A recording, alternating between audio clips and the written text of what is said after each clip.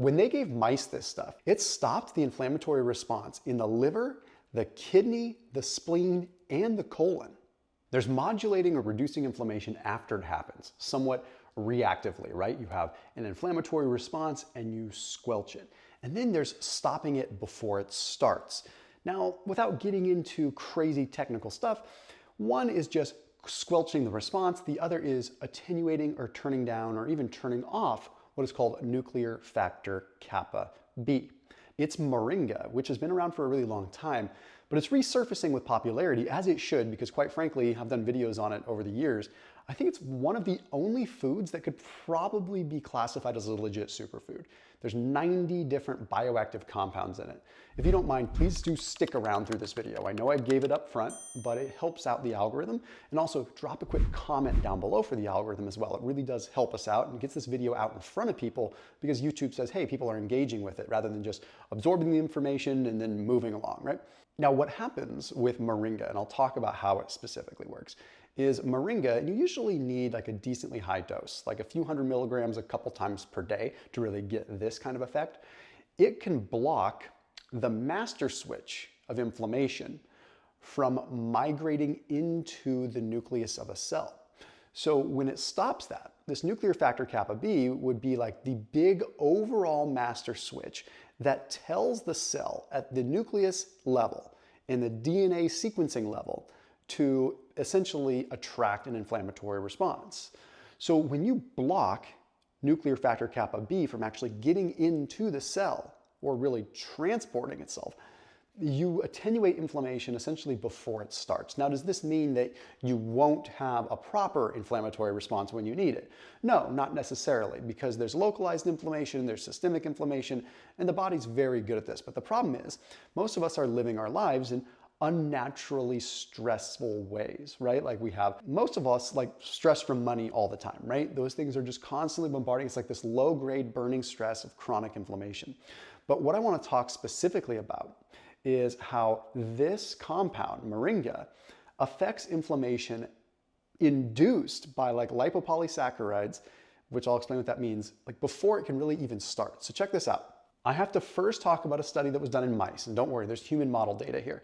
This study was published in PLOS1. When they gave mice this stuff, it stopped the inflammatory response in the liver, the kidney, the spleen, and the colon. Now, what they did with this when they gave these mice Moringa is they also induced inflammation via lipopolysaccharides. If you've been around my channel, I talk about this probably ad nauseum, but what lipopolysaccharides are, or LPS, is they are one of the fundamental ways that we end up with chronic inflammation. It's stemming from our gut. So we have bacteria in the gut, right? These gram-negative or not so good bacteria. What will happen is they will secrete these compounds or these molecules called lipopolysaccharides. These lipopolysaccharides get through our gut barrier and induce inflammation. And the more compromised our gut is, i.e. gut barrier integrity not being so good, the more inflammation they induce. Now, they can induce inflammation systemically or at the individual organ level, of course. So what they found with this is when they dosed mice with Moringa, is it reduced the inflammatory response to the lipopolysaccharides themselves. So we have two different ways in which Moringa is anti-inflammatory. We have obviously the way I talked about in the very beginning, where you're turning down the master switch. Okay, but then we also have the direct response at even an organ level. Now, what is very important to know is that Moringa can do its job better if it's not having to work so heavily on, say, reactive stuff, right? So if you have a high amount of inflammatory stress in your gut and Moringa is having to exercise its efforts to sort of stop that inflammation, then it has a harder time turning down the master switch.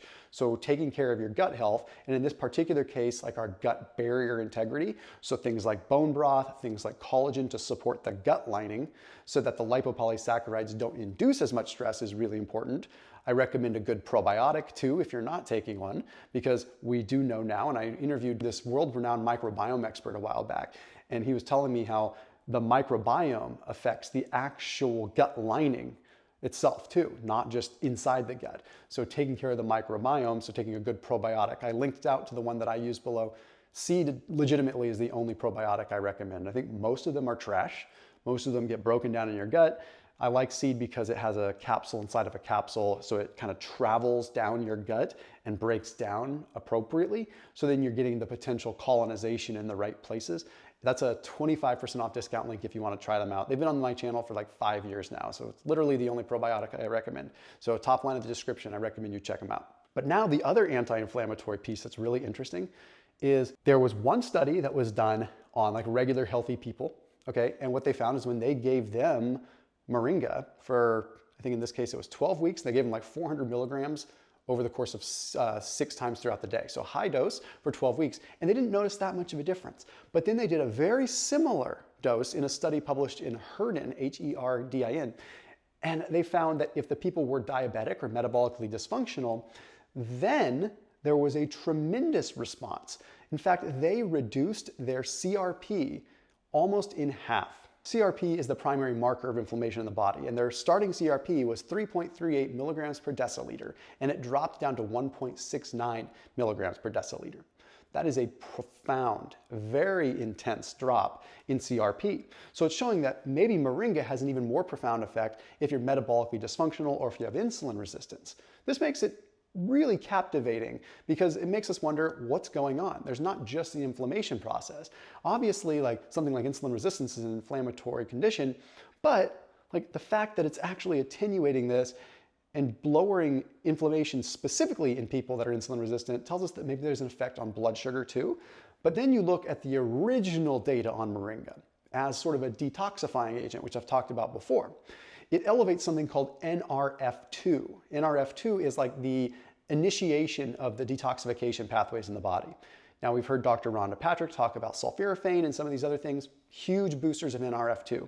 Essentially what Moringa is doing is allowing more of a flood of NRF2 to come into the cell, and then it's actually allowing that NRF2 to stay active longer. And what the NRF2 does is it triggers the initiation of glutathione and superoxide dismutase, which therefore bind to oxidative stress, which would normally cause higher blood sugar as well and would normally cause more inflammation. It binds to these and turns them into hydrogen peroxide, which our body can excrete. It's a really freaking amazing system. And it all stems from NRF2, and Moringa is quite arguably the most potent stimulator of NRF2. So we have this anti-inflammatory system, and then we have this whole other antioxidant system that does these profound things to increase the detoxification abilities of our body. And this has a tremendous effect on people that are dealing with insulin resistance or metabolic dysfunction. And again, like these people that are just already inflamed, it doesn't take much to make them more inflamed, right? So you go exercise, you induce more inflammation, and then you feel like, well, am I even doing the right thing by exercising because it's just making me beat down? You have to reduce your training volume. This might just help get you over the edge, right? Get you over that little edge so that you can get going and not be totally just defeated all the time. So I encourage you to do a little research on the right dose for you. You know, for me, you can take a few hundred milligrams a couple times per day. I would recommend cycling it when you are more stressed or when you are more depleted or you're training harder so that your body doesn't get adjusted to it. I don't recommend taking antioxidants all the time anyway. I recommend taking them when you need them. I think we're gonna learn that these things need to be dosed when we're extra stressed. We take a little help when we need it. People that might use like GABA or some of these compounds to calm them down, you don't want to get hooked on taking them all the time, right? You want to take them when you need it only so that your body doesn't adapt to it. As always, please do keep it locked in here. Don't forget to leave a comment, and I'll see you tomorrow.